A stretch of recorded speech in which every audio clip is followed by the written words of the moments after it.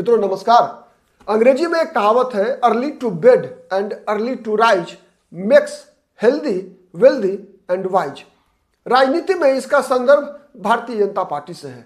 Bharatiya Janata party 24x7 की राजनीतिक दल है। जब तक दूसरी कोई भी राजनीतिक दल अपनी तैयारी शुरू करती है तब तक भारतीय जनता पार्टी अपना आधा काम पूरा कर लेती है। वैसे ही दिन की शुरुआत जल्दी करने वाले, जल्दी बिस्तर छोड़ देने वाले, जल्दी जगने वाले लोग, कहा जाता है ना कि ब्रह्म मुहूर्त में जगना चाहिए, मतलब इसलिए कि आप तब तक अपना आधा काम पूरा कर चुके होते हैं जब तक दुनिया जगती है। इसीलिए भारतीय जनता पार्टी हर काम को आप कह सकते हैं उस काम की जब उसके प्रतिद्वंदी शुरुआत करते हैं आधा काम पूरा कर चुकी होती है। वही काम भारतीय जनता पार्टी अभी पंजाब में कर रही है। पंजाब में भारतीय जनता पार्टी की जो रणनीति है 2027 के विधानसभा चुनाव में के लिए, अभी कांग्रेस जब अभी केवल 2026 के विधानसभा चुनाव के बारे में सोच रही है तो भारतीय जनता पार्टी 26 की तैयारी तो कर ही रही है, साथ साथ 2027 के लिए भी रणनीति बनाती हुई दिख रही है। और पंजाब की राजनीति में यही हो रहा है मित्रों। पंजाब में भारतीय जनता पार्टी को 2019 के लोकसभा चुनाव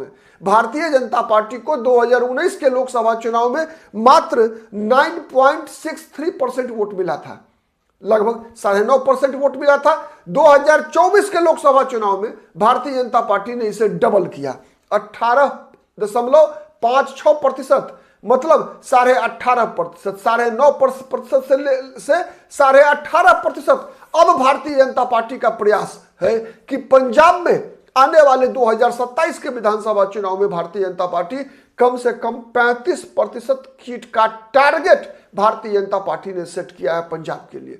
और इसी पंजाब में 35% का टारगेट सेट करने के लिए भारतीय जनता पार्टी ने कहीं ना कहीं कई चेहरों पर दांव लगाया है। और इन चेहरों में एक चेहरा जो महत्वपूर्ण चेहरा है वो चेहरा है नायब सिंह सैनी का। पंजाब का पड़ोसी राज्य हरियाणा, पंजाब से कटकर ही बना है हरियाणा। अपनी हर सभाओं में नायब सिंह सैनी एक बात कॉमन कहते हैं क्या मित्रों, कि पंजाब हरियाणा का बड़ा भाई है। पंजाब हरियाणा का बड़ा भाई है। सच भी है। 1 नवंबर 1966 को पंजाब से ही कटकर हरियाणा भाषाई आधार पर अलग राज्य बना था। ठीक है, इस बात में कहीं कोई दो मत नहीं है कि नायब सिंह सैनी भारतीय जनता पार्टी के लिए कितने एक प्रकार से कितने सफल हरियाणा में चेहरा के रूप में सामने आए। इस बात को समझिए आप मित्रों कि भारतीय जनता पार्टी में मैंने कहा कि early to bed and early to rise, मतलब दूसरी राजनीतिक प्रतिद्वंदी बीजेपी की जब तक कोई रणनीति बनाना शुरू करती है भारतीय जनता पार्टी आधा काम पूरा कर लेती है। उसी का परिणाम था ना मित्रों कि 2024 लोकसभा चुनाव से एन पहले मैं बता रहा हूं, बीजेपी को लग गया कि हरियाणा में बीजेपी की स्थिति खराब है। मनोहर लाल खट्टर उसको शायद नहीं संभाल पाए। तीसरी बार मनोहर लाल खट्टर शायद सरकार नहीं बनवा पाएंगे। लोकसभा चुनाव में भी बीजेपी का हो सकता है कि डब्बा गोल हो जाए।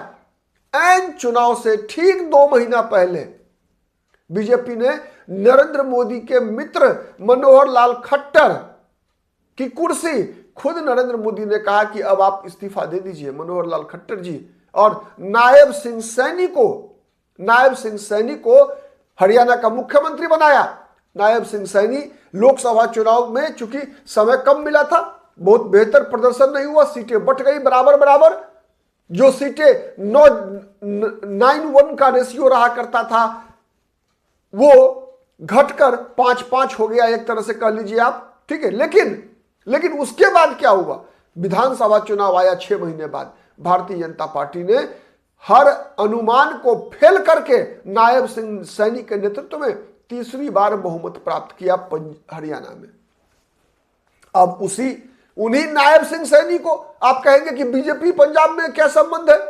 पंजाब में संबंध है, सीधा संबंध है। पंजाब से कटकर ही हरियाणा बना है, बड़ा भाई बताते हैं। नायब सिंह सैनी वो चेहरा है बीजेपी का मित्रों जो एक समान दक्षता से हरियाणवी भी बोल सकते हैं, पंजाबी भाषा भी बोल सकते हैं। तीसरा समझिए, नायब सिंह सैनी की मां सिख है। नायब सिंह सैनी की मां सिख है, ठीक है। और इतना ही नहीं, जिस सैनी समाज से आते हैं नायब सिंह सैनी, उसका पंजाब के 3-4 जिलों में, खासकर हरियाणा से जो सटा हुआ पंजाब के जिले हैं मित्रों, डेरा बस्सी, राजपुरा और पटियाला ग्रामीण आदि इलाकों में सैनी जाति की संख्या काफी अच्छी है और काफी प्रभावी समुदाय है पंजाब में ये। और इतना ही नहीं मित्रों, जिस ओबीसी बिरादरी की बात, ओबीसी से आते हैं, उसकी 31% आबादी है पंजाब के अंदर भी। पंजाब और हरियाणा में नाते, रिश्तेदारी, शादी ब्याह, बेटा बेटी, न्योता, इन सब का संबंध है, व्यापार का संबंध है पंजाब और हरियाणा के बीच। इसीलिए नायब सिंह सैनी पर तो आम आदमी पार्टी की एक विधायिका है, उन्होंने ऑपरेशन लोटस चलाने का भी आरोप लगा दिया। तो नायब सिंह सैनी की मां है कुलवंत कौर, तो सिख मतदाताओं पर, सैनी मतदाताओं पर, ओबीसी मतदाताओं पर, ओवरऑल कहेंगे तो 31% जो पिछड़ा वर्ग है वोटर पंजाब का, वो नायब सिंह सैनी के माध्यम से बीजेपी के निशाने पर है। ऐसे ही बीजेपी ने 32% और वोटर्स जो विशेषकर उसमें 23% मतदाता जो रामदसिया समुदाय के हैं। अभी आपने देखा कि 25 जनवरी को घोषणा हुआ पद्म पुरस्कारों का, तो स्वामी निरंजन दास जो डेरा सच्चा बल्ला के प्रमुख हैं, रविदासिया समुदाय के दुनिया भर में फैले हुए जितने भी लोग हैं, उनमें सब उनके सबसे बड़े धर्म गुरु हैं। कई शैक्षणिक संस्थान, कई अस्पताल चलाते हैं, बड़ा प्रभाव है दलितों पर।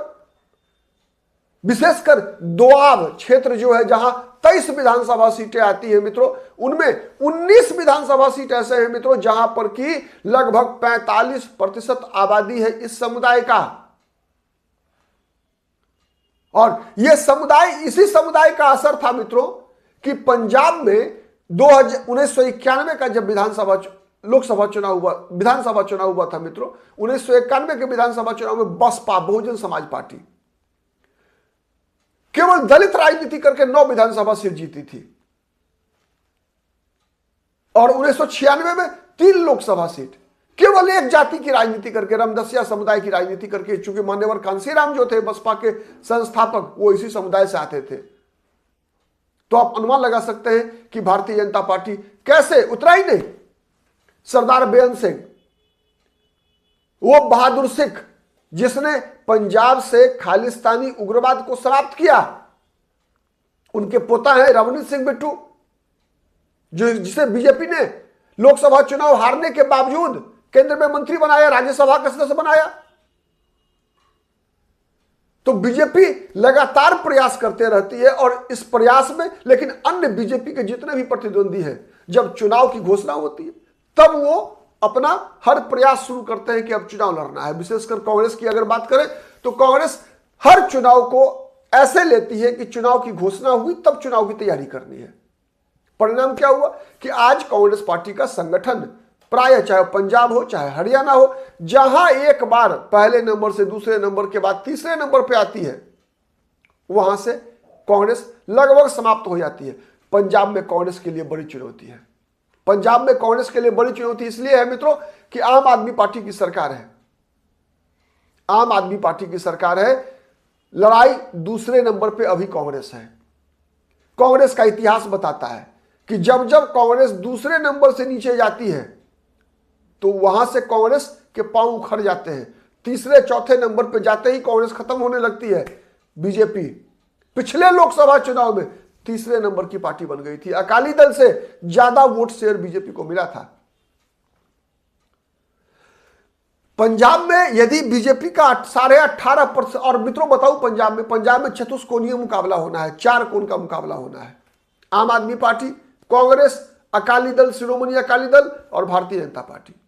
अगर बीजेपी और अकाली दल का गठबंधन नहीं हुआ, अगर नहीं हुआ, संभावना है हो सकती है, अगर नहीं हुआ तो चतुष्कोणीय मुकाबला होगा, और चतुष्कोणीय मुकाबला में जिस किसी भी पार्टी को 35% का वोट मिलेगा, 35% वोट केवल मिल गया जिस किसी भी खेमे को, उसकी सरकार बनेगी। 35% पर मात्र। बीजेपी को लोकसभा में 18.5% वोट मिला। अगर बीजेपी ओबीसी दलित, माने पंजाब में बीजेपी के साथ पंजाब के हिंदू है, अगर बीजेपी ओबीसी और दलित को एक ब्लॉक के रूप में साधने में कामयाब हो जाती है पंजाब में मित्रों, तो पंजाब में 2027 के विधानसभा चुनाव में कुछ भी हो सकता है। किसने सोचा था 2014 में हरियाणा में बीजेपी की सरकार बनेगी मित्रों? मुख्य लड़ाई में तो कांग्रेस और राष्ट्रीय लोक दल ओम प्रकाश चौटाला के बेटे दिख रहे थे, लेकिन बीजेपी की सरकार बनी। तो कौन जानता है हरियाणा दोहराया जाएगा पंजाब में भी, और इसके लिए बीजेपी, इसीलिए मैंने कहा early to bed and early to rise से मैंने शुरुआत की थी, क्योंकि बीजेपी जब सब पार्टियां सोई रहती है तो बीजेपी अपना आधा काम पूरा कर पाती है। आप क्या सोचते हैं बताइएगा कि बीजेपी का यह नायब सिंह सैनी फैक्टर पंजाब में कितना काम कर रहा है? क्योंकि लगातार नायब सिंह सैनी के दौरे हो रहे हैं। शहीद उधम सिंह के जन्म स्थान संगरूर भी उधम सिंह के माने संगरूर में भी भेजा गया था नायब सिंह सैनी को बीजेपी के केंद्रीय नेतृत्व के द्वारा। बीजेपी नायब सिंह सैनी को आगे करके क्या अपना मकसद पंजाब में पूरा कर पाएगी? कमेंट करके जरूर जवाब दीजिएगा। और मित्रों, वीडियो हमारा पसंद आता है तो प्लीज लाइक कीजिए, शेयर कीजिए, जिससे कि अधिक से अधिक लोगों तक हमारी बातें पहुंच सके। और अब तक यदि पॉलिटिकल आइडिया को सब्सक्राइब नहीं किया है तो प्लीज सब्सक्राइब कीजिए। आज के लिए इतना ही। बहुत बहुत धन्यवाद। नमस्कार।